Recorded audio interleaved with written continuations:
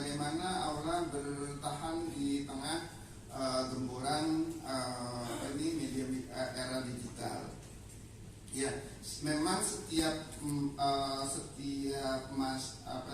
sesuatu ada zamannya, setiap zaman ada masanya dan seterusnya.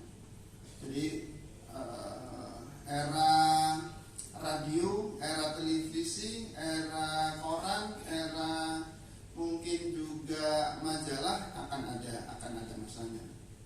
Tadi pagi saya Pak Jamil itu sebagai pemimpin perusahaan beli koran Suara Merdeka. Saya kemarin ketika dari Malang ke Surabaya itu beli Jawa Pos Radar Malang. Ya seperti orang aneh gitu. Di atas kendaraan umum ya, di atas bis kemudian baca Jawa Pos. Malah saya digudar paling paketan tadi. Kok segitunya itu ya, padahal saya juga punya paketan. Artinya jadi ada masanya juga ada eranya. Tapi setiap perubahan zaman itu kan harus disikapi dengan bijak. Kita tidak bisa menyalahkan zaman. Saya terus terang banyak belajar dari perubahan zaman. Dulu tahun 99 atau awal 2000 itu awal kali menikah, saya punya usaha wartel. Masih ingat masa wartel? Kalau kemudian sekarang caranya seperti saat ini, apakah kita akan melakukan protes kepada pemerintah? Kenapa regulasinya seperti ini? Orang boleh punya nomor HP dan macam-macam dengan sangat mudah, kan nggak bisa. Akhirnya saya harus berhenti dari usaha itu dan mencari solusi yang lain untuk bisa bertahan. Majalah juga sama. Apa sih yang tidak ada? Yang tidak barangkali kalau diferensiasinya majalah dengan online apa? Kalau boleh saya bertaruh, tulisan di majalah itu lebih in-depth. Makanya saya menyarankan teman-teman kalau nulis itu dengan gaya feature, bukan strike news, bukan news value. Ini mata kuliah dewi di FISIP mungkin atau di Piano ada sendiri. Jadi artinya nulis itu tidak sekedar menggugurkan kewajiban. Kalau strike news itu kan hari ini Aula menggelar FGD, selesai, dibaca judulnya selesai. Pak Rektor kalau penasaran isinya ya tinggal dicek apakah ada penjelasan saya ya di kalau ada di capture gitu kan, kemudian dikirim ke mahasiswa dan linknya. Tapi yang diutamakan adalah komentarnya Pak Rektor gitu.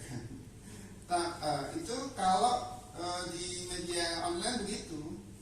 Tapi kalau dicetak itu kelebihannya adalah itu tadi, pertaruhannya itu di gaya penulisan. Dan itu mungkin agak susah ya karena memang eranya teman-teman sekarang itu kan nggak mau baca lama gitu. Ada broadcast satu muka masih berlanjut, itu yang bawah nggak bakalan dibaca. Kelakuannya kita aja kan malas bacanya, apalagi malas kajian-kajian yang mendalam. Itu yang pertama. Jadi pertaruhan kita itu di konten, di kedalaman tulisan. Gaya nulisnya tidak lagi strike news atau news value, tapi lebih ke feature. Bahkan kalau bisa nanti in-depth atau investigasi.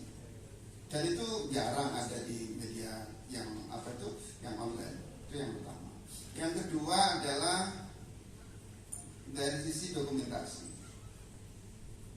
Siapa yang bisa menjamin era online itu, umpamanya online sekalipun ya, atau PBNU Jawa Tengah punya website atau Unhas punya website. Siapa yang menjamin 3 tahun lagi websitenya Unhas itu pakai yang itu? Umpamanya yang pegang username sama password yang mendaftarkan ke mana? Ke domain sama hostingnya, terus kemudian di take down, habis itu Pak. Dan saya bisa melakukan itu. Saya kontak yang hostingnya, kemudian saya bilang kalau saya adminnya mau ganti admin, terus kemudian saya minta password sama username diganti, habis. sampai kemudian yang ya makanya hacker-hacker itu pekerjaan begitu, termasuk mafia-mafia yang yang mending alamat-alamat itu. Sampai kalau mau kaya ya, barangkali Pak, sebentar lagi kan 2024, beli domain yang ada umpamanya ganjar.com apa macam-macam itu. Nanti kalau menjelang 2024 itu sampai jual, bisa laku sampai 30-50 juta. Padahal sampai belinya paling 150 ribu. Tuh, kok sampai ngajarinnya. Ya, jadi itu kelebihannya di situ. Yang kedua itu di dokumentasi. Kami agak surprise karena ada di Jepang itu minta dikirimi bundel majalah Aula. Salah satu kampus di Jepang minta dikirim. Ongkos kirimnya itu 5 juta. Padahal harga harga bundelnya itu hanya 220 ribu. Iku Jepang. Lewong gini ya dipertimbangkan. Di kilokno. Ditimbangno maksudnya. Itu apresiasi kita beda sudah. Jadi bahkan terakhir kemarin saya dicet oleh salah satu mahasiswa S3 di UI Jakarta, salah satu bahan risetnya itu adalah majalah Aula tentang Palestina. Surprise betul, ada 2 tahun yang lalu ada penguji di UIN Jakarta bilang kalau belum pakai Aula untuk Basun Nasailnya tidak dikatakan sebagai literatur primer. Iku kalau sampai cari di website, kemudian websitenya Layang Mutu Walayah ya, apalagi sampai telat bayar itu terus kemudian di take down, apalagi kemudian dijual, dibeli orang, habis. Makanya jangan percaya banget dengan teknologi. Suatu saat dan orang dengan keterbatasan yang ada bisa bertahan, itu juga kita harus mengapresiasi. Ya sekali-kali lah beli koran, mungkin setahun sekali, sebulan sekali. Kita menghargai bukan hanya yang berjibaku di dunia bisnisnya itu, tapi melihatlah orang-orang yang sebagian menggantungkan hidupnya dari jualan koran. Banyak loh Pak di tengah-tengah jalan tadi itu ada waktu perempuan dari Malang. Kok iso ya zaman saiki lho tutulan koran.